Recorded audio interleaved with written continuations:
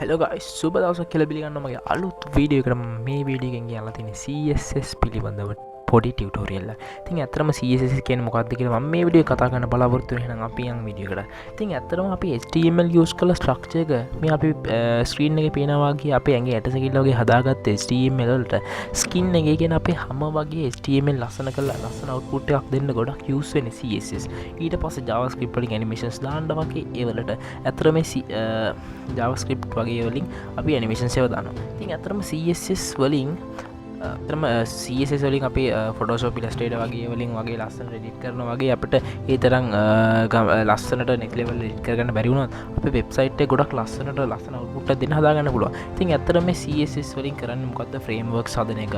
ඊට පස්සේ separates conquers හදනවා. ඊට පස්සේ animation transactions වගේ හදනවා. frameworks processions වගේ හදනවා.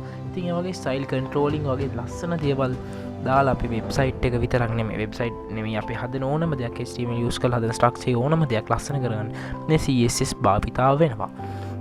ඉතින් මේක ඉතාමත් CSS පිළිබඳව කෙටි හැඳින්වීමක්. ඉතින් මේක CSS කියන HTML JavaScript තරම් ගොඩක් complex අමාරු language එකක් නෙමෙයි. මේක normally අපිට use කරලා පොඩි simple දේවල් තියෙන්නේ. ඉතින් ඒ වලින් අපිට පුළුවන් මේ CSS එක අපිට ඉගෙන ගන්න. ඉතින් CSS කියන එච්චර ලොකු ටියුටෝරියල් වගේ වීඩියෝස් කරන්න දෙයක් නෙමෙයි. සාමාන්‍ය normal padding border හදන්නයි colors දාන්න එන්නේ tags කියන්නේ ඒ වගේ කෝල් කරන අවශ්‍ය tags අපි දැනගත්තොත් අපි හොඳටම ඇති.